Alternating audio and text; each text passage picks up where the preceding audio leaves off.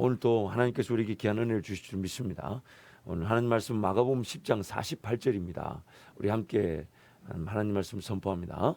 많은 사람이 꾸짖어 잠잠하라되 그가 더욱 크게 소리 질러 이르되 다윗의 자손이여 나를 불쌍히 여기소서 하는지라. 한 번 더 선포할까요? 많은 사람이 꾸짖어 잠잠하라되 그가 더욱 크게 소리 질러 이르되 다윗의 자손이여 나를 불쌍히 여기소서 하는지라.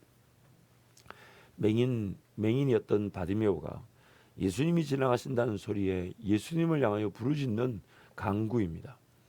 그리고 예수님이 그 바디메오에게 너를 찾으신다라고 했을 때 바디메오가 앞도 보이지 않으면서 성경이 이렇게 말합니다. 겉옷을 내버리고 뛰어 달려갔다. 바디메오가 다윗의 자손 예수여 나를 불쌍히 여기소서. 사람들이 하지 말라 할 때 더 크게 소리를 지르 다윗의 자손이여 나를 불쌍히 여기소서. 그래서 예수님이 바디메오를 보자 하시니까 사람들이 바디메오야 예수님이 보자 하신다니까 맹인이잖아요. 보이지 않는데 자신의 겉옷을 버리고 그리고 달려가는데 어디에 예수님이 계신지 어디로 가야 되는지 모르면서 뛰어 달렸다고 성경이 그렇게 말씀합니다. 그리고 그 간절함으로 주님을 부르고 주님께 달려갔을 때 눈이 열려져 보게 되는 은혜를 누리게 됩니다. 사대복음 우리 즉 사복음서라고 그러죠. 마태, 마가, 누가, 요한의 그 기록에 따르면 예수님을 찾았던 모든 이들은 다 그들의 모든 간구가 응답되었습니다. 풀지 않으면 안 되는 인생의 문제를 가졌던 모든 사람들은 예수님을 간절히 원했고 예수님을 간절히 원했던 사람들은 다 해결을 받았습니다. 그러나 안타까운 것은 예수님을 간절히 원했던 적이 없던 사람들에게는 그저 예수님이 좋았고 따라다니는 수준이었습니다. 간절히 예수님을 원했던 사람들은 예수님이 다 만나주셨고 치유해 주셨고 어떤 상황에서는 심지어 돌에 맞아 죽는 상황이라도 혈류병에 걸렸던 여인조차도 다 치료되게 하시고 구원을 받게 하셨습니다. 안타까운 것은 죄로 인해 타락한 세상에서 우리 모두는 간절하지 않으면 안 되는 문제점들을 다 가지고 있습니다. 공통적인 것이 다 우리 죄의 문제이며 또한 우리 삶에 이것저것 모든 문제를 다 가지고 있는데 어느 순간 우리는 그것들을 그렇게 간절하게 하나님 앞에 구할 줄을 모르더라는 것입니다. 간절하게 주님을 찾으면 모든 간절했던 그 주님의 간구, 주님의 소원은 다 응답되어졌습니다. 주님이 다 만나 주셨었습니다. 그런데 간절하게 주님을 찾지 않는 죄인들이 있더라는 것이죠. 그 집 인생의 문제에 풀지 않으면 안 되는 문제들이 다 있습니다. 근데 어느 정도 내가 안고 갈 만하고 그냥 풀리지 않으면 어때? 또 심지어 문제를 당하고 어려움 당해도 주님을 찾기보다는 그냥 내 힘으로 해결하거나 안 하면 안 되는 길로만 걸어가려는 안타까움이 바로 우리의 안타까움입니다. 간절하지 않으면 안 되는 상황인데 간절히 구할 줄 모른다는 것이 바로 죄로 인한 우리의 가장 큰 문제점입니다. 날마다 비단 문제의 수준이 아니라 오늘 하루가 어제와 다른 오늘이기 때문에 하나님은 오늘 내 삶에 어떤 은혜를 베풀어 주실까? 어느 길로 인도하실까? 행여나 내가 하나님의 은혜를 구할 일을 놓치고 있는 건 아닐까? 하나님 나에게 은혜를 주시기 위해 뭔가 말씀하고자 하시는 것에 내가 귀를 기울이고 있지는 않은가? 저버리고 있지는 않은가?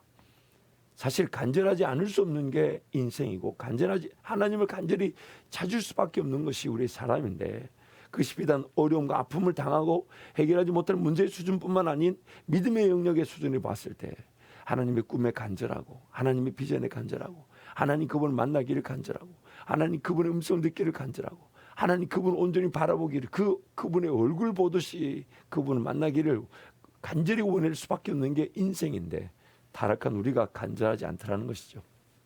그래서 결국 어려움과 고통 우리 문제로 인한 것인데 그런 것들이 하나님은 그때를 기다렸다는 듯이 은혜를 베푸시는 기회로 삼아 주신다는 것이죠.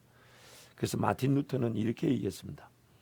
하나님이 수많은 시련으로 우리의 소유와 생명을 다 거둬 가신다면 더 귀한 무언가에 매달리지 않고는 즉 믿음으로 주님과 하나가 되지 않고는 차분한 마음으로 어려움을 견뎌낼 길이 없다.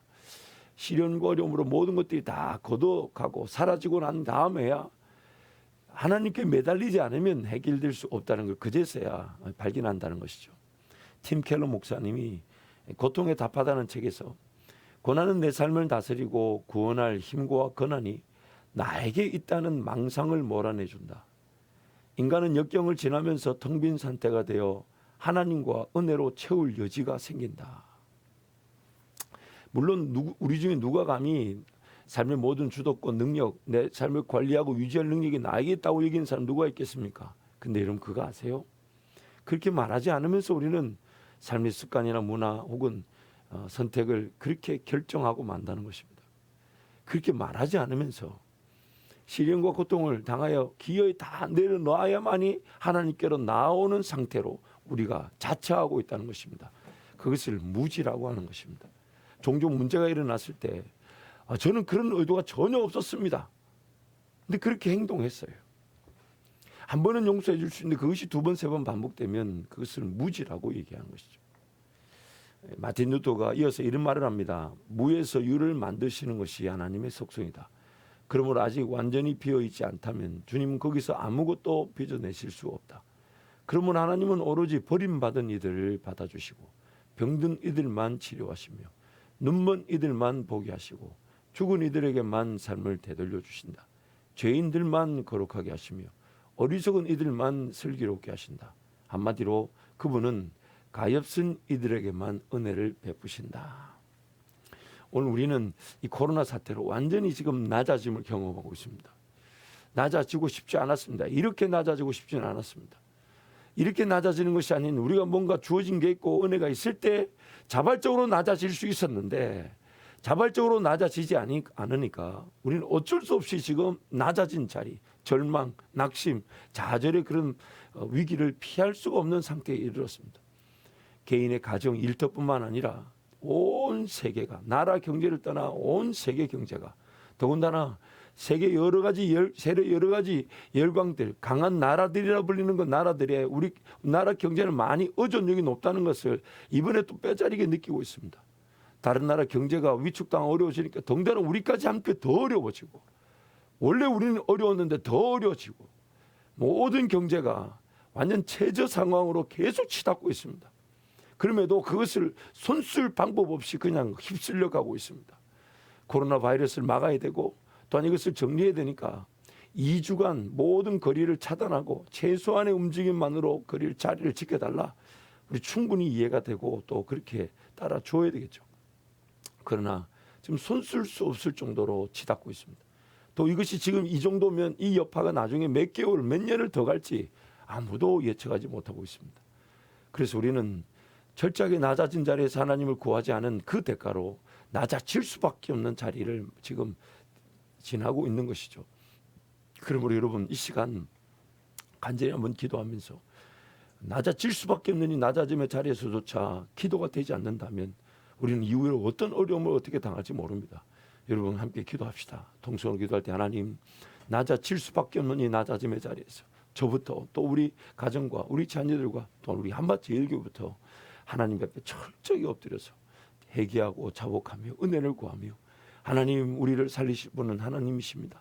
바디메오의 외침과 같이 다윗의 자손 예수여, 나를, 우리 가정을, 우리 일터를, 하나님 우리 교회를, 또한 이 대한민국을 불쌍히 여겨 주옵소서. 주님 찾고 함께 기도합니다. 주여.